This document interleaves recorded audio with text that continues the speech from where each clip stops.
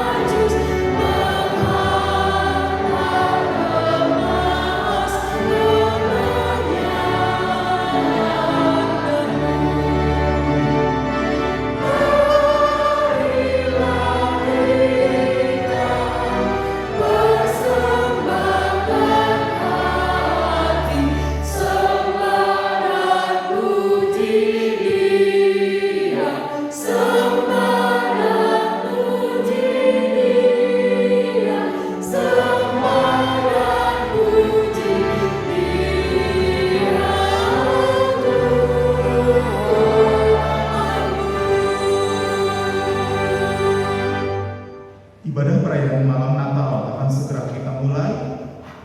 L adalah liturgos, J adalah jemaat, P bagi kaum pria, W bagi kaum wanita.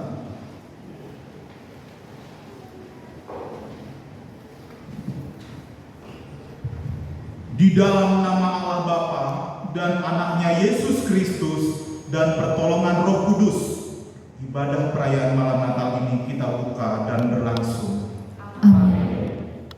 Tetapi engkau, hai Bethlehem, hai Efrata, hai yang terkecil di antara kaum-kaum Yehuda, daripadamu akan bangkit bagiku seorang yang akan memerintah Israel, yang permulaannya sejak purbakala, sejak dahulu kala. Suatu emas akan keluar dari tubuh Israel, dan taruh yang akan tumbuh dari pangkalnya akan berbuah. Sebab Tuhan sendirilah yang akan memberikan tanda kepadamu. Suatu pertanda, sesungguhnya perempuan muda akan mengandung dan akan melahirkan seorang anak laki-laki, dan dia akan menamakan dia Immanuel. Haleluya. Marilah kita berdoa. Ya Tuhan, kami bersyukur atas anugerah-Mu yang kami rayakan hari ini. Sungguh, kelahiran-Mu menunjukkan kepada kami kasih dan pengampunan-Mu dan kepedulian-Mu terhadap seluruh ciptaan-Mu, sekalipun kami lebih melawan kehendak-Mu dan melukai hati-Mu. Singkapkanlah senantiasa mata batin kami terhadap sesama yang menderita.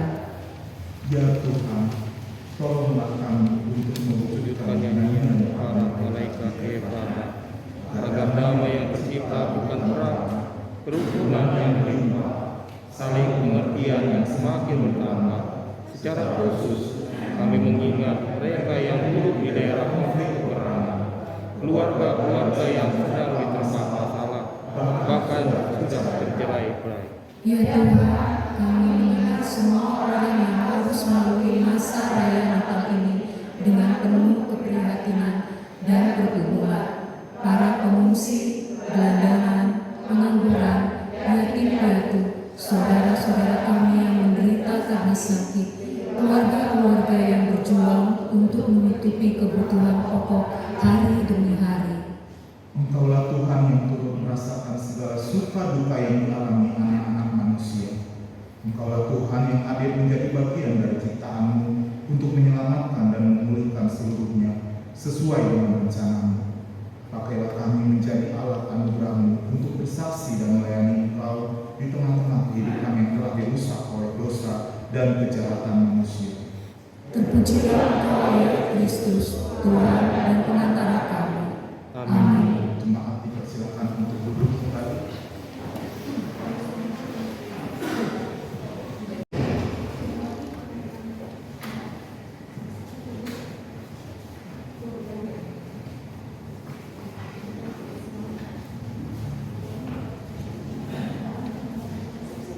Langit menceritakan kemuliaan Tuhan. Angkasa raya memberitahukan keagungan ciptaannya. Malam bersaut-sautan dengan siang. Tidak ada yang tersembunyi di hadapan Tuhan.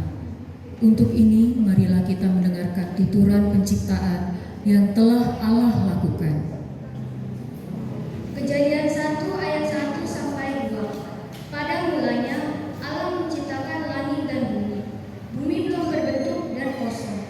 Gelap gulita menutupi samudra raya, dan roh Allah melayang-layang di atas permukaan air. Kejadian 1 ayat 4 sampai 5. Allah melihat bahwa terang itu baik, lalu dipisahkannya Allah terang itu dari gelap. Dan Allah menamai terang itu siang, dan gelap itu malam, jadilah petang, dan jadilah pagi. Itulah hari pertama. Yesaya 42 ayat 5. Beginilah firman Allah, Tuhan yang menciptakan langit dan membentangkannya, yang menghamparkan bumi dengan segala yang tumbuh di atasnya, yang memberikan nafas kepada umat manusia yang mendudukinya, dan nyawa kepada mereka yang hidup di atasnya. Yesaya 45 ayat 12. Akulah yang menjadikan bumi dan yang menciptakan manusia di atasnya. Tangankulah yang membentangkan langit, dan akulah yang memberi perintah kepada seluruh tentaranya. Yesaya 45 ayat 18. Sebab beginilah firman Tuhan yang menciptakan langit. Dialah Allah yang membentuk bumi dan menjadikannya dan yang menegarkannya. Dan Ia menciptakannya bukan supaya kosong, tetapi Ia membentuknya untuk didiami. Akulah Tuhan dan tidak ada yang lain. Ulangan 10 ayat 15. Sesungguhnya Tuhan Allah lah yang mempunyai langit dan mengatasi segala langit dan bumi dengan segala isinya. Wahyu 4 ayat 11. Ya Tuhan dan Allah kami, Engkau layak menerima pujian-pujian dan hormat dan kuasa, sebab Engkau telah menciptakan segala sesuatu, dan oleh karena kehendak-Mu semuanya itu ada dan diciptakan.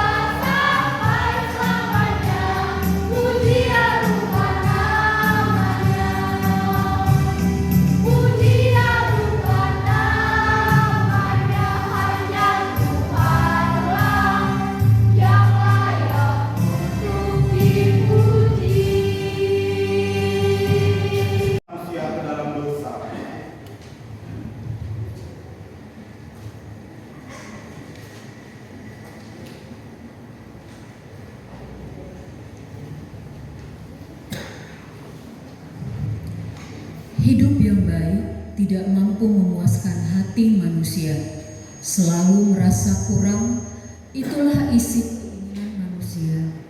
Lalu bagaimanakah dosa dapat menguasai kehidupan manusia? Dilakukan manusia ke dalam dosa. Kejadian 3 ayat 17.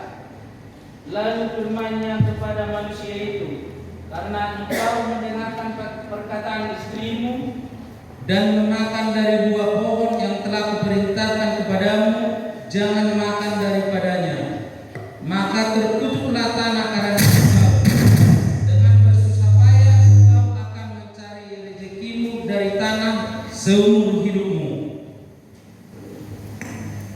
Roma 5 ayat 12. Sebab itu sama seperti dosa telah masuk ke dalam dunia oleh satu orang, dan oleh dosa itu juga maut. Demikianlah maut itu telah menjalar kepada semua orang, karena semua orang telah berbuat dosa. Daniel 9 ayat 5. Kami telah berbuat dosa dan salah. Kami telah merabu fasik dan telah memberontak. Kami telah menyimpang dari perintah dan peraturan-Mu. 1 Yohanes 3 ayat 4. Setiap orang yang berbuat dosa melanggar juga hukum Allah, sebab dosa ialah pelanggaran hukum Allah.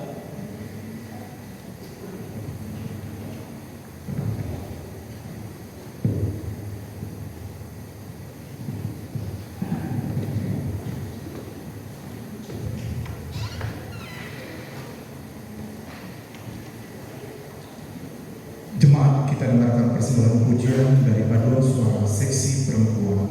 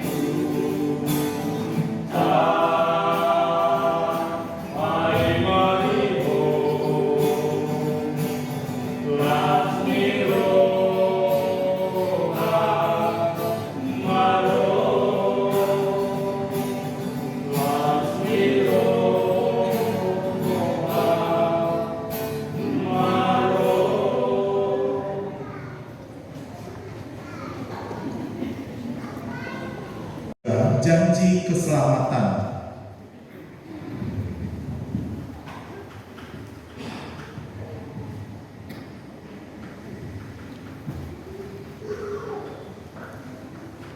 Allah menginginkan kebaikan kembali dalam kehidupan manusia. Sungguh, Allah tidak menginginkan kematian orang fasik, namun Allah mengharapkan pertobatan dari kejahatannya. Marilah kita mendengarkan liturgi ketiga, janji keselamatan. Yesaya 11 ayat 1. Suatu tunas akan keluar dari tubuh Isai, dan taruk yang akan tumbuh dari pangkatnya akan berbuah. Yesaya 7 ayat 14. Sebab itu Tuhan sendirilah yang akan memberikan kepadamu suatu pertanda. Sesungguhnya seorang perempuan muda mengandung dan akan melahirkan seorang anak laki-laki, dan ia akan menamakan dia Immanuel. Zakaria 9 ayat 9. Bersorak-soraklah dengan nyaring, hai putri Sion, bersorak-soraklah hai putri Yerusalem. Lihat rajamu datang kepadamu, ia adil dan jaya, ia lemah lembut dan mengendarai seekor keledai beban yang muda. Mika 4 ayat 8. Dan engkau, hai menara kawanan domba, hai bukit putri Sion, kepadamu akan datang dan akan kembali pemerintahan yang dahulu, kerajaan atas putri Yerusalem. Yesaya 35 ayat 4. Katakanlah kepada orang-orang yang tawar hati, kuatkanlah hati, janganlah takut. Lihatlah Allahmu akan datang dengan pembalasan dan dengan ganjaran Allah. Dia sendiri datang menyelamatkan kamu.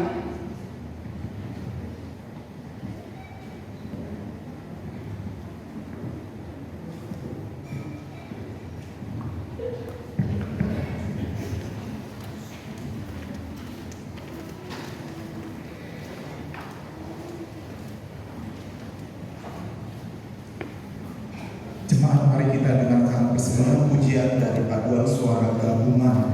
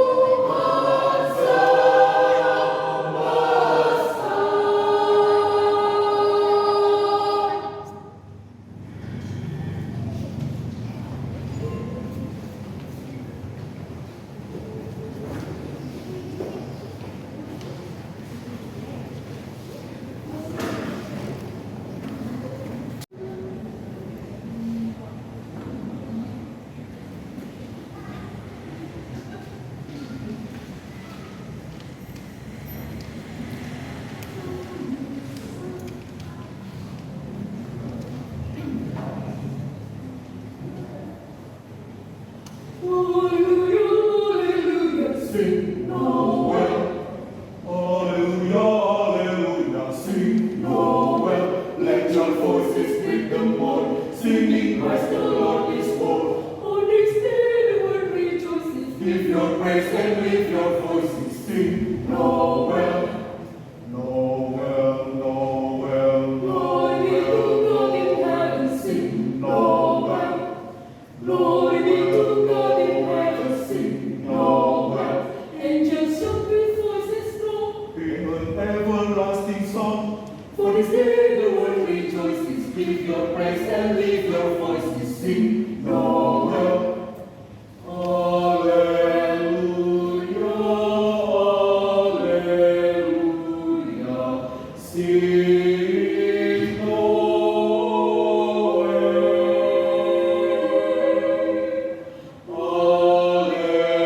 Alleluia, alleluia. Sing, again, Noel.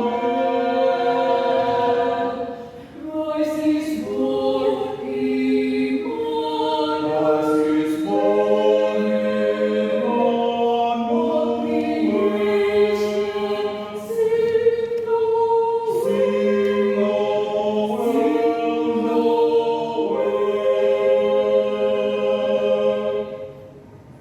All the winds of heaven are ringing. All creation now is singing, singing, singing, singing, singing. Let Noel, Noel, sing Noel, Noel, sing Noel.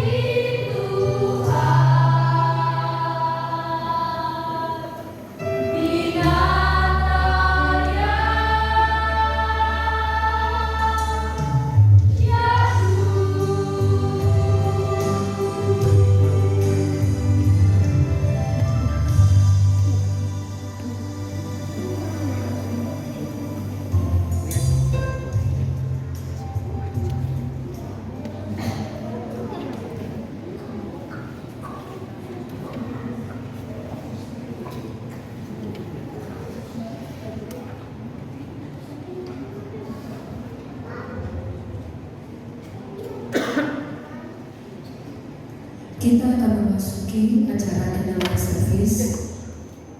Kami undang ke depan untuk menyalakan lilin Bapak Pendeta Niko Anuspar, Guru Jemaat GKP Raja Wali Ancol Bapak Penatua Baris Marpaung, mewakili sesi pria Bapak Elna Baban, mewakili sesi perempuan Ibu Desi Antoni Bodo Tabaran, mewakili sesi lansia Ibu Penatua AE Patabean Boru Sirai, mewakili pemuda-pemudi dan remaja Adik Martin Sinurat, mewakili sesi sekolah minggu pra remaja Adik Glenn Sinurat.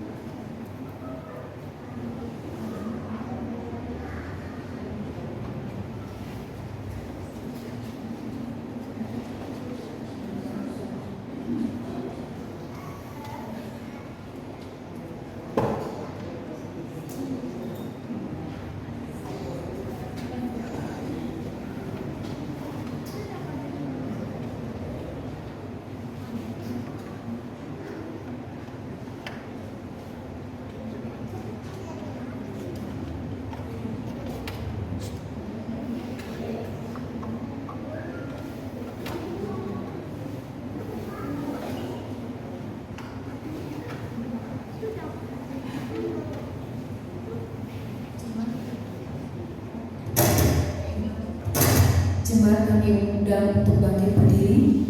Kita angkat pujian dari Kidung Jemaat nomor 92, Malam Kudus.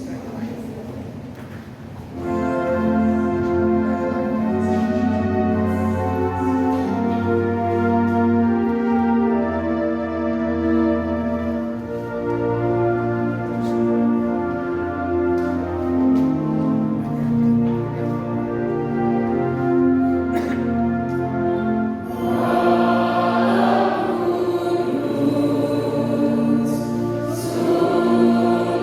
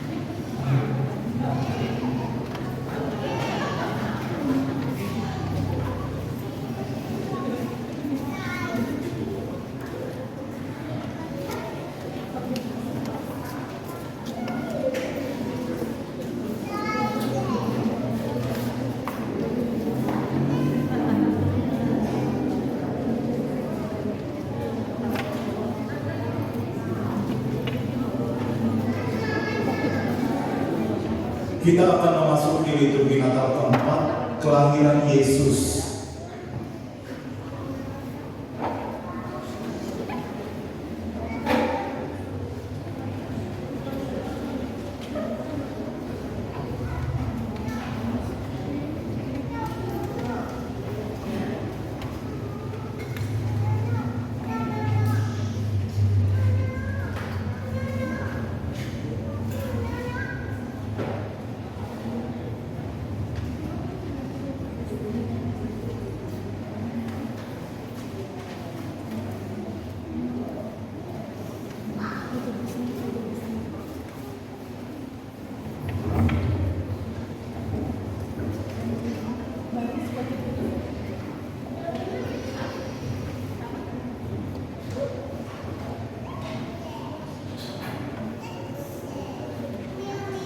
Karena begitu besar kasih Allah akan dunia ini, sehingga Ia telah mengaruniakan anaknya yang tunggal, supaya setiap orang yang percaya kepadanya tidak binasa, melainkan beroleh hidup yang kekal. Marilah kita mendengarkan liturgi keempat, kelahiran Yesus Kristus.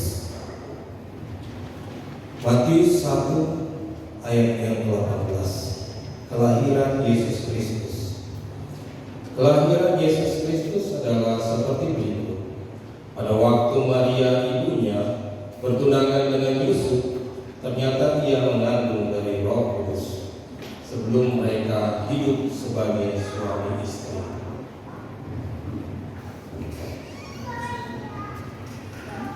Lukas 2 ayat 6 dan 7 mengenai kelahiran Yesus.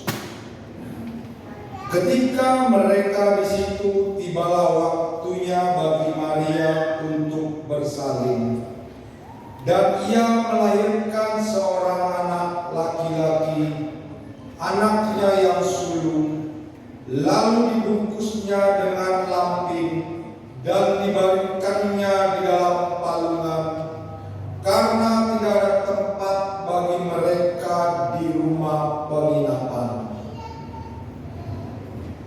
Matius 2 ayat 1, 2, dan 10. Sesudah Yesus dilahirkan di Bethlehem di tanah Yudea pada zaman Raja Herodes, datanglah orang-orang Majus dari timur ke Yerusalem dan bertanya-tanya di manakah dia, Raja orang Yahudi yang baru dilahirkan itu. Kami telah melihat bintangnya di timur dan kami datang untuk menyembah dia. Ketika mereka melihat bintang itu, sangat bersukacitalah mereka. Matius 2 ayat 11 dan 12. Maka masuklah mereka ke dalam rumah itu dan melihat anak itu bersama Maria, ibunya, lalu sujud menyembah dia. Mereka pun membuka tempat harta bendanya dan mempersembahkan persembahan kepadanya, yaitu emas, kemenyan, dan minyak. Dan karena diperingatkan dalam mimpi supaya jangan kembali kepada Herodes, maka pulanglah mereka ke negerinya melalui jalan lain. 2 Timotius 1 ayat 10. Dan yang sekarang dinyatakan oleh kedatangan Juru Selamat kita Yesus Kristus, yang oleh Injil telah mematahkan kuasa maut dan mendatangkan hidup yang tidak dapat binasa.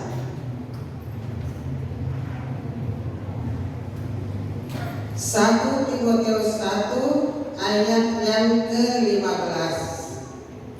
Perkataan ini benar dan patut diterima sebelumnya. Kristus Yesus datang ke dunia untuk menyelamatkan orang berdosa, dan di antara mereka akulah yang paling berdosa.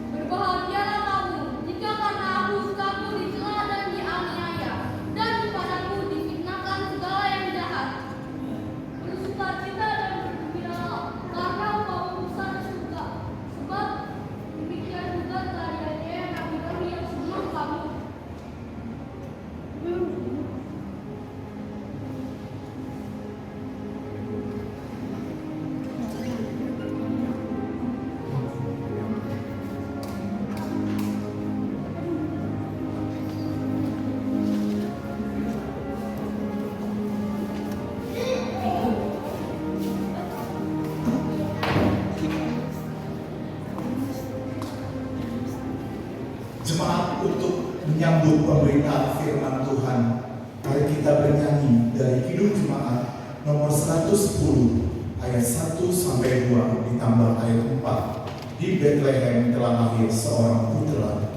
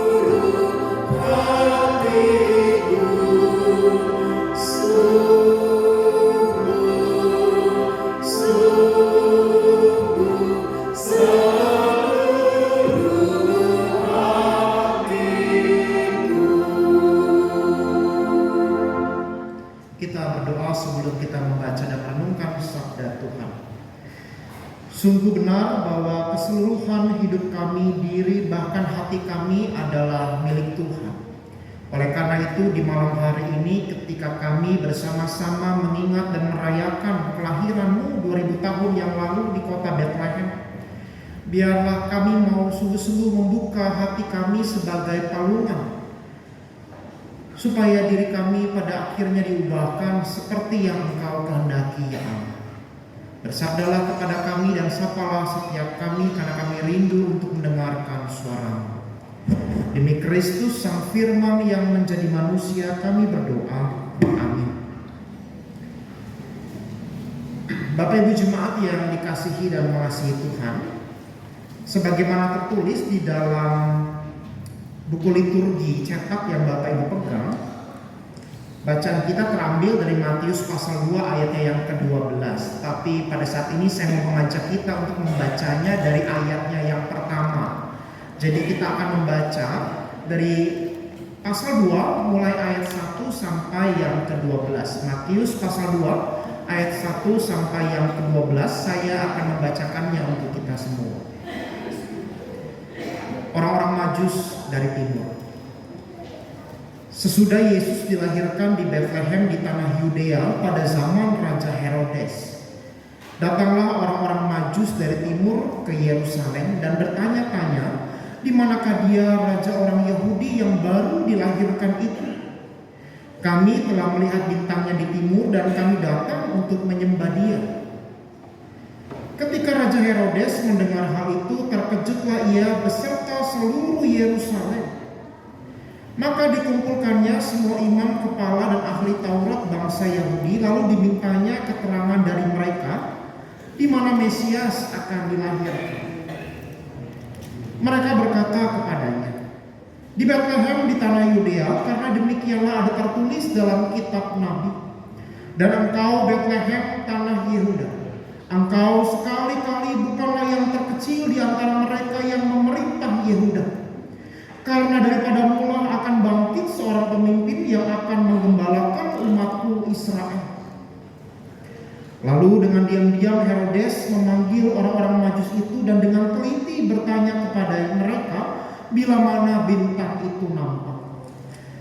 Kemudian ia menyuruh mereka ke Bethlehem, katanya, pergi dan selidikilah dengan seksama hal-hal mengenai anak itu, dan segera sudah kamu menemukan dia, kabarkanlah kepadaku supaya aku pun datang menyembah dia. Setelah mendengar kata-kata raja itu, berangkatlah mereka. Dan lihatlah, bintang yang mereka lihat di timur itu mendahului mereka hingga hingga tiba dan berhenti di atas tempat di mana anak itu berada.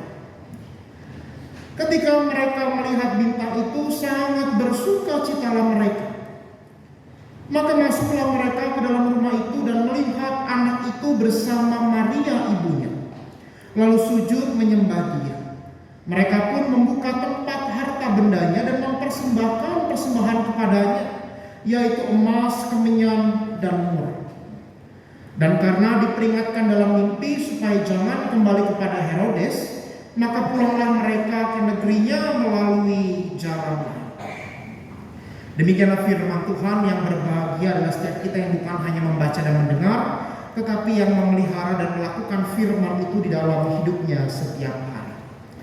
Bapak Ibu jemaat yang dikasihi Tuhan, tema kita diambil dari ayatnya yang ke-12b. Maka pulanglah mereka ke negerinya melalui jalan lain. Ini tema bersama, tema Natal Nasional yang dirumuskan oleh PGI, Persekutuan Gereja-Gereja di Indonesia, dan juga KWI atau Konferensi Wali Gereja Indonesia. Dua lembaga Kristen yang mewakili gerakan Protestan dan juga Gereja Katolik. Dirumuskanlah tema pulanglah mereka ke negerinya melalui jalan lain. Dan kalau kita membaca bacaan ini kayaknya agak aneh Bapak Ibu ya.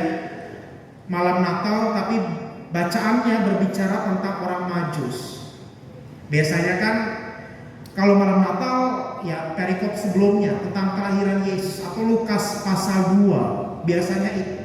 Tapi hari ini kita melihat bacaan yang biasanya itu dibacakan pada hari Minggu Epifani.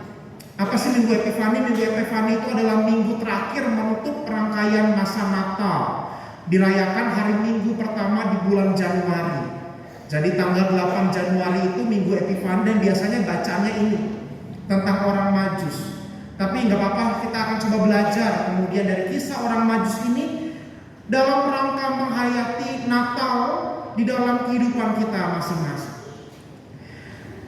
Nah, Bapak Ibu yang dikasihi Tuhan, di judul perikop itu dikatakan orang-orang Majus dari timur. Nah, menurut Bapak Ibu siapa sih orang Majus? Menurut teman-teman remaja, anak-anak sekolah minggu, siapa sih orang-orang Majus?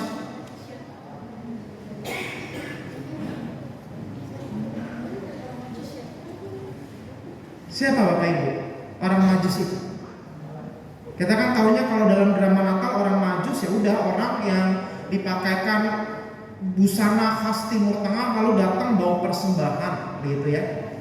Tapi sebetulnya siapa sih orang Majus ini? Nah, orang Majus ini menurut beberapa penafsir Bapak Ibu mereka bukan orang sembarangan. Seringkali kita mendengar bahwa orang Majus ini adalah ahli nujum, ahli perbintangan begitu ya. Tidak salah, tetapi ada juga versi lain yang mengatakan bahwa orang Majus ini sebetulnya adalah orang-orang terpandang, bangsawan, raja-raja yang datang dari timur, negeri timurnya Yerusalem, Persia, Asyur, begitu ya. Jadi ada beragam versi yang mendefinisikan siapa ini orang Majus. Tapi kalau kita melihat dari persembahan yang dibawa, emas, kemenyan, dan mur, ini sudah barang tentu bahwa orang Majus bukan orang sembarangan Bapak Ibu.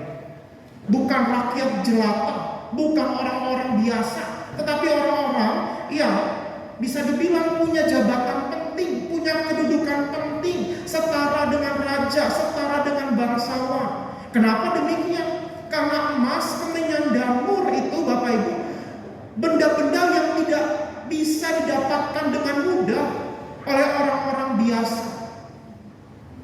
Nah, kalau mereka membawa persembahan tentu jumlahnya gak sedikit begitu ya. Karena dikatakan tempat perbendaharaan, berarti kotak yang besar, jumlahnya banyak. Itu pasti menunjukkan status sosial mereka bukan kaleng-kaleng kalau kata orang, bukan sembarangan. Nah, orang Majus ini satu, secara sosial mereka pasti baik, pasti bagus, pasti tinggi. Yang kedua, saudara-saudara, orang Majus ini bukan orang-orang yang mengimani Tuhan Allah, bukan orang-orang yang mengimani Yahweh, bukan orang-orang yang mengenal Taurat. Karena dikatakan mereka datang dari timur, otomatis mereka datang dari bangsa-bangsa lain yang tidak mengenal Tuhan. Tapi mereka datang. Dan jangan dibayangkan Bapak Ibu, mereka datangnya 1-2 jam perjalanan, tidak. Berhari-hari, berminggu-minggu, berbulan-bulan. Bahkan ada penafsir Perjanjian Baru yang mengatakan perjalanan mereka itu ditempuh 2 tahun lamanya. Tahunya dari mana? Kalau Bapak Ibu melihat di ayat yang ke-11, di situ Yesus disebut bukan lagi bayi tapi anak. Maka masuklah mereka ke dalam rumah itu dan melihat anak itu, bukan bayi itu. Yesus sudah masuk dalam kategori anak. Berarti perjalanan dari sejak peristiwa kelahiran itu sampai dengan Yesus besar, bertumbuh menjadi seorang anak, memakan waktu lama. Jadi kira-kira bayangkan kurang lebih 2 tahun lamanya orang Majus ini datang mencari Yesus. Ada yang mau Bapak Ibu melakukan perjalanan 2 tahun lamanya? Macet aja kita ngeluh, ngomel Bapak Ibu ya. Nah orang Majus, mereka ketika datang mengunjungi negara lain atau bangsa lain Bapak Ibu, mereka gak cuma bawa 1-2 lembar baju, tapi kayak orang pindahan Bapak Ibu, banyak bawa makanan, bawa bekal perjalanan dan lain sebagainya. Dan mereka gak mungkin datang sendiri, mereka pasti datangnya rombongan loh, bangsawan. Maka lihat ketika dikatakan di ayatnya yang ketiga, ketika Raja Herodes mendengar hal itu, terkejutlah ia. Gak cuma sendiri yang terkejutnya, segambreng, rame-rame terkejutnya sama seluruh penduduk Yerusalem. Berarti apa? Berarti kan ketika orang Majus masuk Yerusalem, mereka disambut.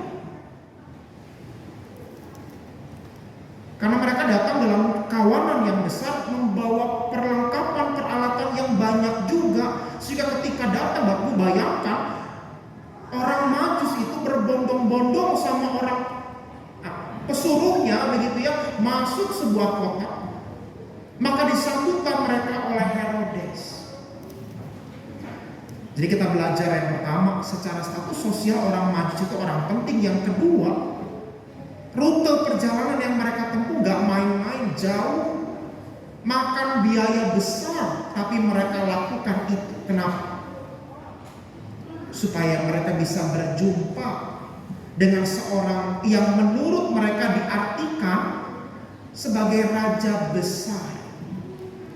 Mereka bukan orang yang mengenal kitab para nabi, mereka tidak mengenal Taurat, mereka tidak mengenal nubuat-nubuatan yang disampaikan oleh nabi-nabi perjanjian lama, tapi mereka datang keluarin ongkos besar dari negeri mereka, datang ke Yerusalem, ke kota yang kecil lagi namanya Bethlehem.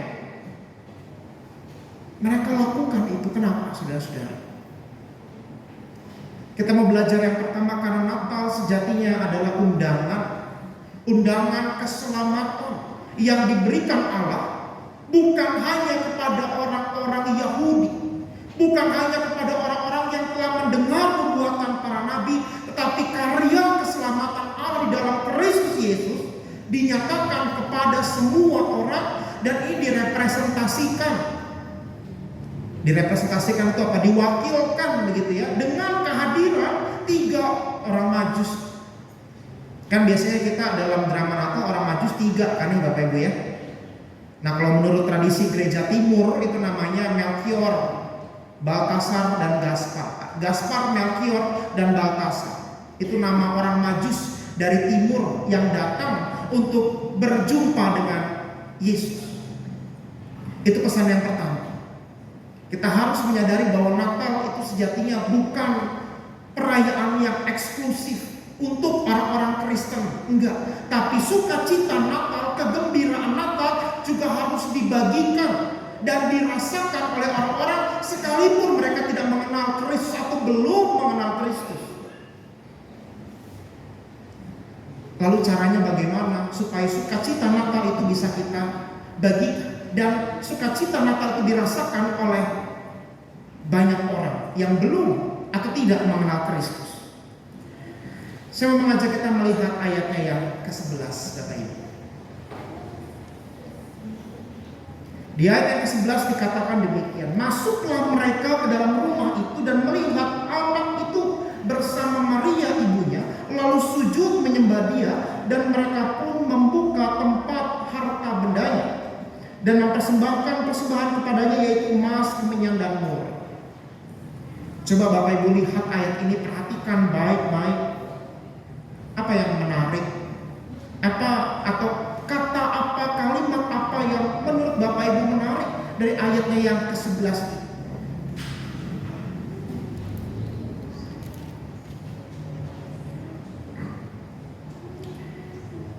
Coba perhatikan ayat 11b.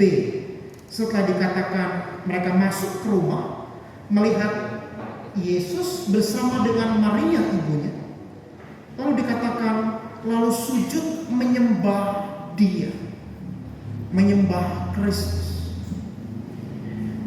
Menurut Bapak Ibu, orang-orang Majus ini punya kewajiban tidak menyembah Yesus? Tidak punya. Siapa? Yesus masih kecil, masih orang. Sedangkan mereka yang datang ini bangsawan, levelnya jelas beda jauh dengan seorang anak kecil. Tapi dikatakan di situ mereka sujud. Sujud itu tanda apa sih? Tanda bahwa kita melepaskan status sosial kita, keegoisan kita, keinginan pribadi kita, dan kita menundukkan itu di hadapan sosok yang lebih berkuasa atas kita. Dikatakan sujud berarti sikap, gestur, gerakan dari orang Majus ini mengatakan, siapapun engkau, apapun statusmu di hadapan Tuhan, sadar bahwa engkau itu bukan siapa-siapa dan bukan apa-apa. Sujud itu tanda orang-orang Majus ini menempatkan Kristus itu di atas segalanya, melampaui segala sesuatu, sehingga mereka sujud. Nah, pertanyaannya bagi kita, ketika kita merayakan Natal pada malam hari ini juga besok, Bapak Ibu, pertanyaan reflektif bagi kita sepanjang tahun 2022 ini, sudahkah Anda menempatkan Kristus sebagai yang paling utama di dalam hidupmu? Gak perlu dijawab sekarang, Bapak Ibu. Masih ada waktu untuk kita menutup tahun 2022 ini dan menyongsong tahun 2023. Sudahkah saudara-saudara menempatkan Kristus di tempat yang layak di dalam hidupmu? Ketika kita menempatkan Kristus dengan layak di dalam hidup kita, menempatkan Kristus sebagai yang utama di dalam kehidupan kita, maka perhatikan kalimat selanjutnya. Mereka membuka harta bendanya dan mempersembahkan persembahan terbaik mereka. Banyak orang gitu ya, umumnya dalam tradisi gereja Protestan, akhir tahun itu kan waktunya kita memberikan persembahan syukur akhir tahun, persembahan Natal dan lain sebagainya ya. Apakah itu yang Tuhan minta sebagai persembahan yang terbaik dari Madara? Ternyata tidak, Bapak Ibu. Bukan harta benda yang mendahului cara mereka memberi, tapi sujud, menempatkan Allah yang utama. Itu tanda persembahan yang terbaik. Maka praktisnya ketika kita menempatkan Allah yang terbaik di dalam hidup kita, memberi yang terbaik dalam rupa materi, dalam rupa waktu, tenaga, dan lain sebagainya, itu bukan hal yang terlalu sulit karena kita tahu siapa yang menjadi pusat dan poros kehidupan kita. Kita memberi yang terbaik karena kita tahu diri menempatkan Allah di dalam kehidupan kita. Bukan karena ikut-ikutan tradisi gereja, oh udah dari dulu begini, memang kalau udah akhir tahun yang ngasih persembahan Natal. Enggak. Bukan itu yang pertama-tama. Anda bisa memberikan persembahan tanpa menempatkan Allah sebagai yang utama dalam hidupmu. Bisa, saudara-saudara. Tetapi ketika Anda menempatkan Allah yang utama dalam hidupmu, maka tidak mungkin Anda tidak memberi yang terbaik kepadanya. Dan itu bukan berbicara semata-mata soal uang, soal materi, harta benda, dan lain sebagainya. Ketika menempatkan Allah pada tempat yang sepantasnya dalam kehidupan kita, maka kehidupan kita akan selalu dimotivasi memberi yang terbaik, dan terbaik selalu untuk Allah. Maka ayat yang ke-12 maknanya adalah ketika dikatakan pulanglah mereka ke negerinya lewat jalan lain, itu kita maknai bahwa hidup kita ketika kita mengalami perjumpaan dengan Tuhan tidak akan pernah sama. Saudara tidak akan pernah menjadi manusia lama yang terus-menerus mengulang segala dosa dan pelanggaran. Tetapi ketika Anda mengalami perjumpaan dengan Tuhan, Anda menempatkan Kristus sebagai utama di dalam hidupmu, dan pemberian yang terbaik itu selalu keluar dari dalam hidupmu, maka engkau tidak akan pernah menjadi pribadi yang sama. Engkau akan terus-menerus dibaharui. Sebagaimana Kristus mengatakan, hendaklah engkau sempurna karena Bapamu yang di sorga adalah sempurna. Dan itu hanya bisa terjadi kalau apa? Anda menempatkan Allah pada tempat yang pantas di dalam hidupmu. Maka engkau akan terus mengalami perubahan, dan cara hidupmu, cara berpikirmu, cara engkau bertutur kata, cara engkau melayani, cara engkau bergereja tidak akan pernah sama. Ini kali keempat saya berkhotbah di GKPI Raja Wali. Biasanya kalau kebaktian minggu biasa nggak sepenuh ini, saudara-saudara. Ini tumben penuh, semua bangku baris isi penuh semua. Nah, ketika Anda mengalami perjumpaan dengan Tuhan, maka minggu-minggu lain nggak akan kosong bangku-bangku ini, Bapak Ibu.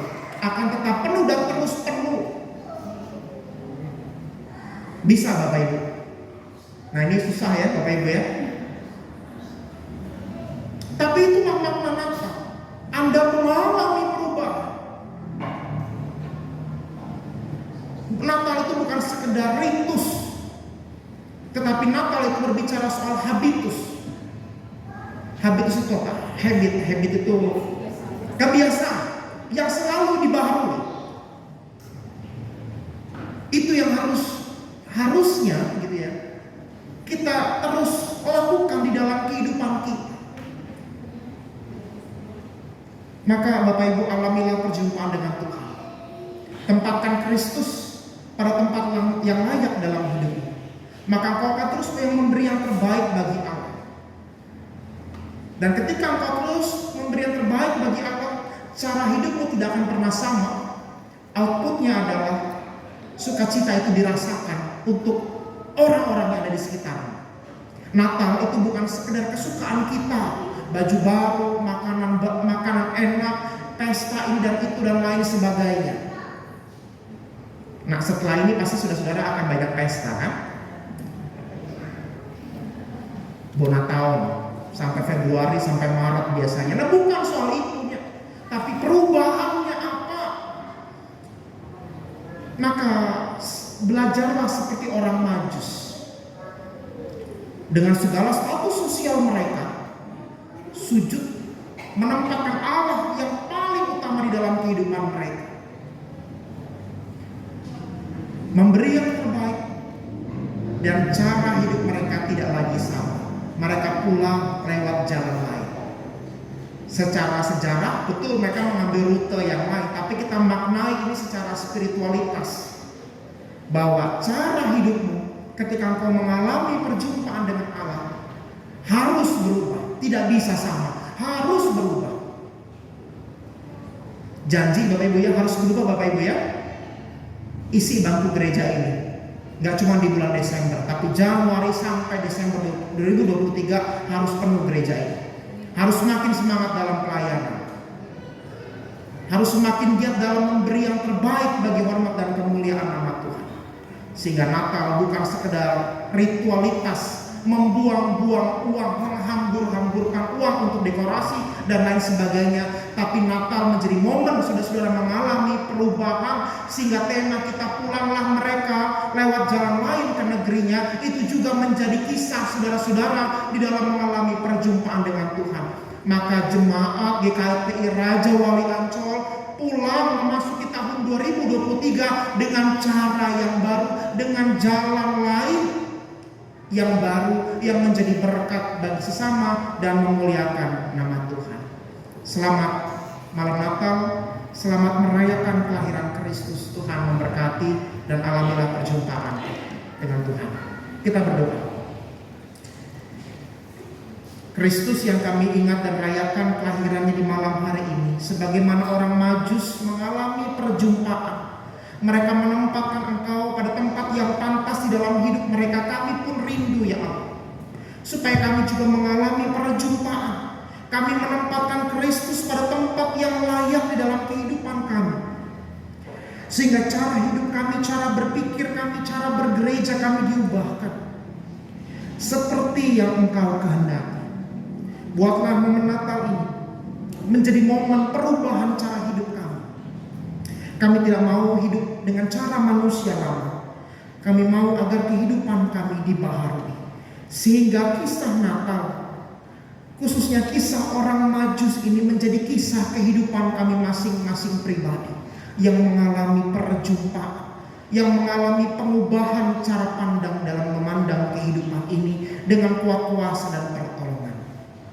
Di malam ini ya Bapa, ketika kami bersuka cita merayakan Natal, kami mau berdoa bagi mereka di luar sana yang tersisih, yang terpinggirkan, yang mengalami penderitaan, yang mengalami ketidakadilan, yang mengalami kelemahan tubuh oleh karena sakit penyakit. Tuhan, kami mohon biarlah sebagaimana Engkau memberkati, menopang, menguatkan dan menghibur kami, demikian juga Engkau menguatkan, menopang, menolong dan menghibur mereka di luar sana.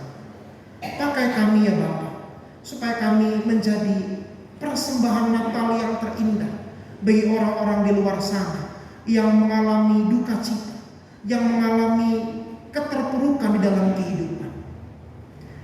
Sebagaimana Natal dirayakan oleh orang-orang yang tidak mengenal Engkau, seperti orang Majus, kami rindu juga untuk membawa sukacita Natal ini kepada orang-orang di luar sana yang tidak mengenal Engkau, sehingga Natal boleh sungguh-sungguh menjadi sumber kegembiraan kami di dalam kami menjalani hari-hari depan yang Tuhan masih anugerahkan kepada kami.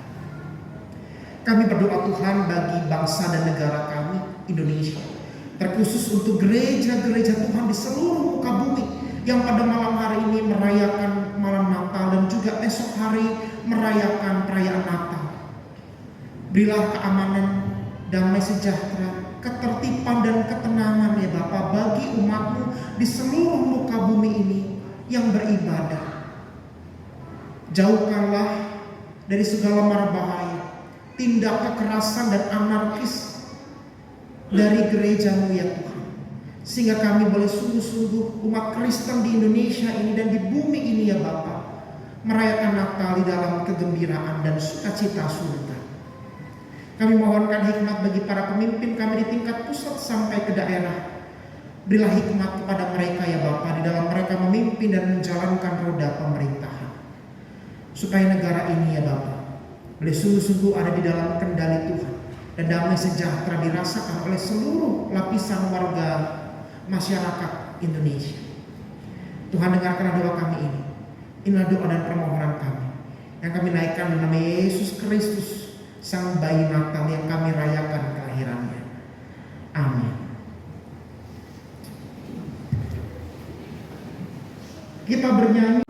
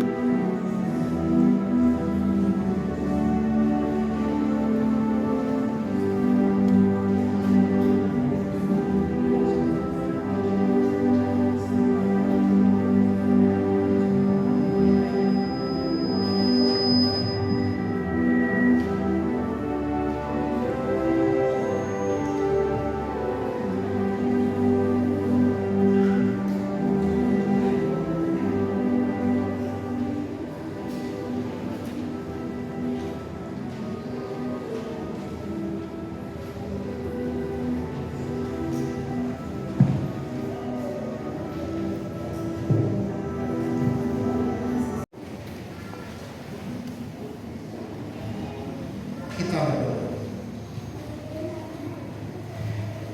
Ya Allah Bapa kami yang ada di surga, kami mengaku dengan setulus hati Engkaulah sumber segala berkat dan karunia di dalam hidup kami. Kami mempersembahkan korban syukur kami kepadamu. Terimalah persembahan umatmu dan berkatilah menjadi alat kesaksian, persekutuan dan pelayanan jemaat. Jadikanlah hidup kami persembahan yang berkenan kepadamu di seluruh dunia ini. Kasih, keadilan, damai sejahtera dan sukacita. Bukalah hati kami dengan Roh Kudus-Mu, agar kami senantiasa mengucap syukur kepadamu. Di dalam nama Yesus Kristus Tuhan kami. Amin. Kita bernyanyi dari Kidung Jemaat 129 bait 1 sampai 3 dari Timur Jauh Benar.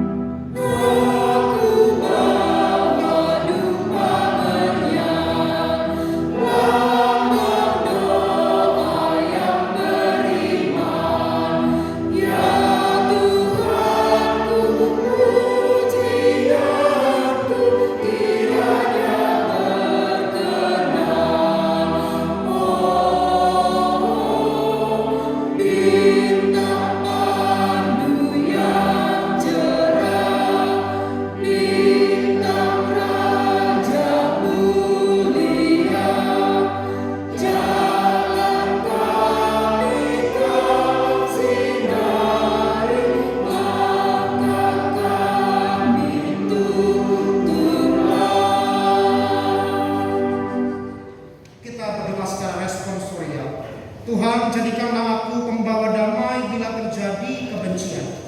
Jadikanlah aku pembawa cinta kasih. Bila terjadi penghinaan. Jadikanlah aku pembawa kebenaran. Bila terjadi perselisihan. Jadikanlah aku pembawa kerukunan. Bila terjadi kesesatan. Jadikanlah aku pembawa kebenaran. Bila terjadi kebimbangan. Jadikanlah aku pembawa kasihan. Bila terjadi keputusasaan. Jadikanlah aku pembawa harapan. Bila terjadi kegelapan. Jadikanlah aku pembawa terang. Bila terjadi kesedihan. Jadikanlah aku pembawa sukacita. Ya Tuhan, ajarlah aku untuk lebih suka menghibur daripada dihibur, mengerti daripada dimengerti, mengasihi daripada dikasihi. Sebab dengan memberi kita menerima, dengan mengampuni kita diampuni, dan dengan mati suci kita dilahirkan ke dalam hidup yang kekal. Amin. Mari bersama-sama kita berdoa di dalam doa yang diajarkan Tuhan Yesus kepada murid-muridnya. Bapa kami yang ada di surga, dikuduskanlah namamu, datanglah kerajaanmu, jadilah kehendak-mu di bumi seperti di surga. Berikanlah kami pada hari ini makanan kami yang secukupnya, dan ampunilah kami akan kesalahan kami, seperti kami juga mengampuni orang yang bersalah kepada kami. Dan jangan membawa kami ke dalam pencobaan, tapi lepaskanlah kami daripada yang jahat. Karena Kau yang punya kerajaan dan kuasa dan kemuliaan sampai selama-lamanya. Amin. Pulanglah, masukilah kehidupanmu dengan iringan berkat dari Tuhan. Tuhan memberkati engkau dan melindungi engkau. Tuhan menyinari engkau dengan wajah-Nya dan memberi engkau kasih karunia. Tuhan menghadapkan wajah-Nya kepadamu dan memberi engkau damai sejahtera-Nya. Amin.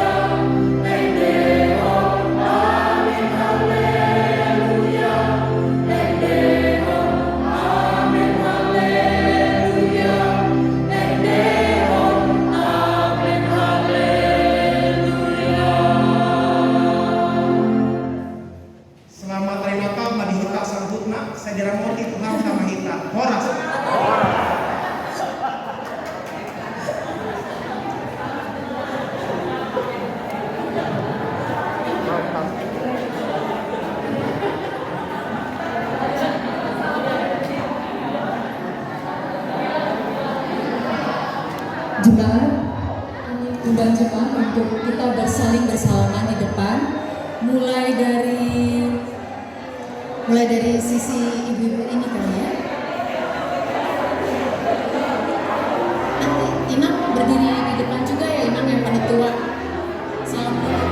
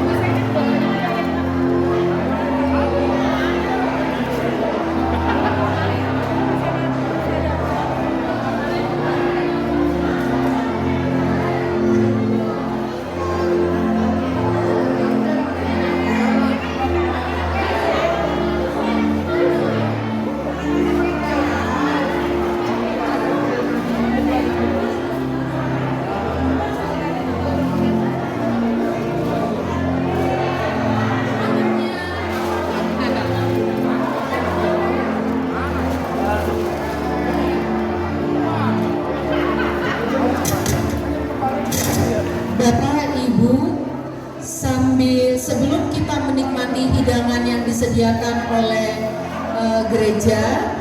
Kita mau berdoa makan dulu ya, dipimpin oleh Amang Pendeta. Bisa duduk dulu sebentar, duduk. Kita mau berdoa untuk makan malam. Silakan duduk Bapak dan Ibu, kita mau berdoa. Bapak dan Ibu silakan duduk, kita mau berdoa dulu. Kita mau berdoa ya Bapak dan Ibu. Silakan duduk dulu, silakan duduk dulu.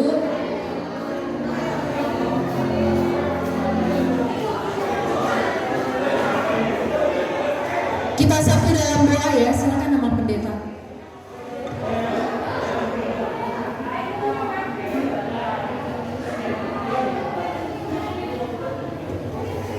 Baik Bapak Ibu, mari kita berdoa, bersyukur atas kemurahan Tuhan sebelum kita menyambut berkat yang sudah disediakan. Kita berdoa.